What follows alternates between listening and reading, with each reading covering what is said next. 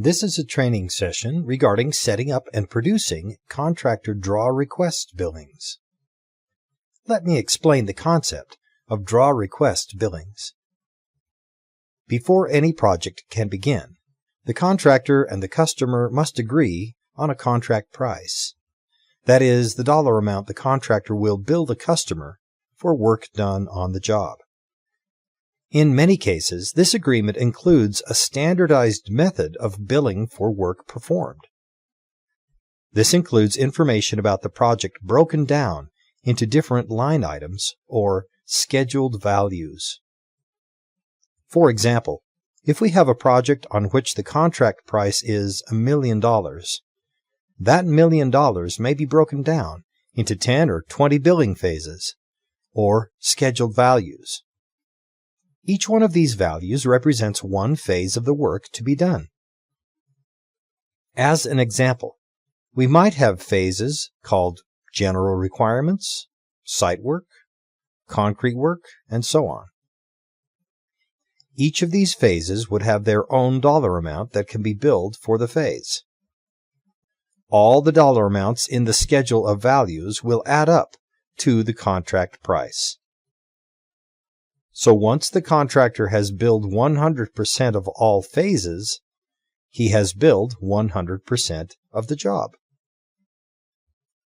In order to set up a draw in Job View, we first select Job Setup from the Job Costing menu. Now we select the job which is going to be billed using the Draw billing. We now select the Billing Phases tab. This is where we set up our scheduled values. At the top of the window, we indicate that this job will use Contractor Draw. Here we can enter the default retention percentage. This means that every time we generate a billing on one of our scheduled values, we have agreed to let the customer retain a certain percent of the billing amount against the completion of the job. We enter the anticipated retention percent here. Now, in the list box on the screen, we can see all the scheduled values that have already been set up on this job. We can edit one of these items by highlighting the item and clicking the Change button. We can also insert a line item by clicking the Insert button. The phase number will be assigned automatically by the system, but it can be changed here. We can enter a description of the phase and the scheduled value for the phase. This is the dollar amount we can bill for, in this case, supervision. Now we have a default retainage percentage. This number defaults to the number we entered in the prior screen. If you desire, you may specify a general ledger account to which job billings for this phase will be posted. This is an optional field, and if left blank, the job billings will all be posted to the default job income account, which is the preferred method. There is a special feature available in Job View for contract draw billings. These billings are built on the assumption that you, as the general contractor, know what the completion percentage is on each scheduled value when it is time to bill the job. This sometimes takes a little bit of work. A job supervisor, in some cases, may need to inspect the job and determine what the percentage of completion is on each one of the scheduled items. JobView provides a shortcut for coming up with this percentage of completion. If we click on the Edit Cost Code List button, we see a list of all the cost codes that have been budgeted on this job. From this list, we can pull over into the assigned list as many cost codes as belong to our supervision phase. When it comes time to do a draw request, JobView can automatically look up the percentage of completion on the cost codes included in this phase, and from those completion percentages, it can derive a combined completion percentage for this billing item. By the way, the Edit Cost Code List is optional, and cost codes do not have to be entered in. You can enter the completion percentages by hand at the time of the draw request.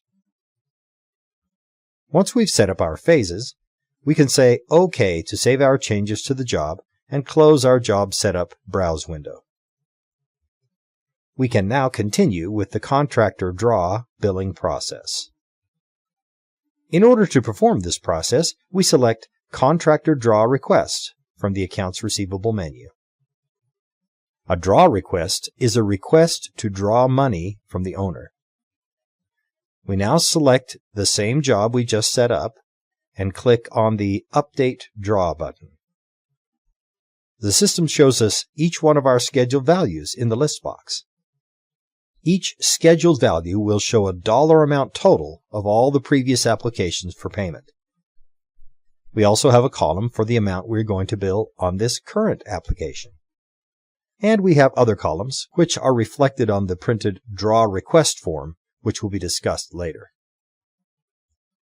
In order to edit one of these line items and insert a dollar amount into the Work Completed This Application column, we highlight the item and click the Change Phase button. The system now allows us to type in either a dollar amount or a percentage of completion for this phase. The system will then calculate all the applicable numbers. We can also enter in a retention amount, although JobView will automatically use the retention percent we entered in setup a moment ago as the default. In this case, the system will automatically deduct 10% for retention. We can also type in a dollar amount for the total of stored materials. Once we have entered in dollar amounts for this billing, the system will reflect those amounts in the list box. We can also add change orders to our draw request. This is done easily by clicking the Add Change Orders button. The system will inspect the change order file and look for any change orders which have been added to this job through the change order system, but have not yet been placed on the draw request. It will add them as line items on the draw request. The Calculate Percent Complete button will utilize the cost code lists which were optionally attached to each of the billing line items to estimate a percent of completion for each of the phases. It will then place that percentage of completion on the report. We now have two buttons which will allow us to finish our application for payment. The first is the Print Application button.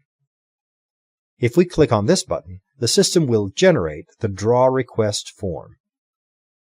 First, it will generate what is called the cover sheet. On the cover sheet, we have information about who the owner is, who is doing the billing, that would be your company, a description of what type of building is being built, a project address, the architect's name and address, and a sworn statement at the bottom that this billing is accurate and correct. We also have a summary of all the billing and contract amounts, a summary of all the change orders, and a spot where the architect can sign off on the billing.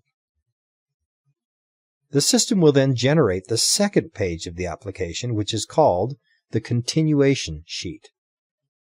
This has a listing of each one of our line items, each with its scheduled value, and all of its applicable information with billing totals at the bottom. This form can be sent off to the customer to receive approval for payment. When this billing has been approved for payment, we can take the information that is on this screen and generate from it an accounts receivable invoice, which can be posted into the accounts receivable system. In order to do this, we click on the Post Application Generate Progress Billing button. The system will ask us which of our accounts receivable batches we are going to insert this progress billing into. We can click on the ellipsis button and select one of the predefined accounts receivable batches. We can specify whether we wish to generate a progress billing or a line item billing, with one line item for each of our scheduled values. We can then click on the Proceed button, and the system will generate the billing. Once we have generated a billing, we can see that the system has moved our billing amounts out of the This Application column and into the Previous Application column in preparation for our next draw in our next billing period. We now close these windows, and we finalize our billing by clicking on the Accounts Receivable icon and selecting the Invoices menu option. We now select the batch into which we placed our draw request billing. We can see that it is now included as an invoice in the batch. We can now edit the invoice by clicking on the Change button. Here we can see the information that was generated by the Contractor Draw Request program. We cannot edit any of this information except for the invoice date and the due date. None of the other information is accessible on this entry window. If we wish to change this invoice in any way, we must delete the invoice so that the system can reset the draw application back to the state it was in just prior to the generation of this accounts receivable progress billing. Now we can close this invoice entry screen and use the batch processing buttons to prooflist and post our billing. From this point on, the invoice is treated the same as any other progress billing. Information about printing proof listings and posting this batch is covered in the training session on entering and processing accounts receivable progress billings. This ends this training session on entering and processing accounts receivable contractor draw requests.